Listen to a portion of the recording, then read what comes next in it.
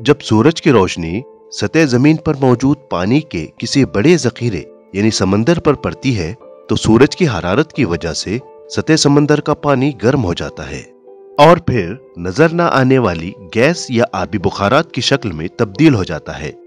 पानी के इस तरह गैस या आबी बुखारात में तब्दील होने के अमल को ही अमल तबखीर कहते हैं। चूंकि गैस या आबी बुखारात पानी की माए हालत के मुकाबले में काफी हल्के होते हैं, इसलिए ये आबी बुखारात आसमान में ऊपर उठ जाते हैं और सर्द होकर वापस पानी की छोटी बूंदों में तब्दील हो जाते हैं।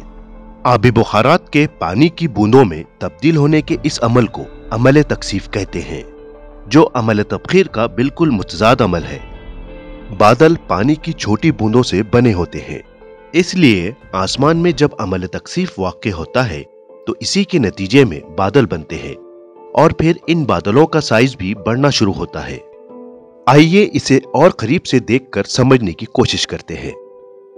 बादलों में पानी की छोटी छोटी बूंदें आपस में एक दूसरे से मिलकर बड़ी बूंदों में तब्दील हो जाती हैं और फिर इस तरह ये बूंदें इतनी वजनी हो जाती हैं कि बादलों से निकलकर सतह जमीन पर बरसती हैं और इसी अमल को बारिश कहते हैं और इस पूरे अमल को आबी चक्कर कहते हैं।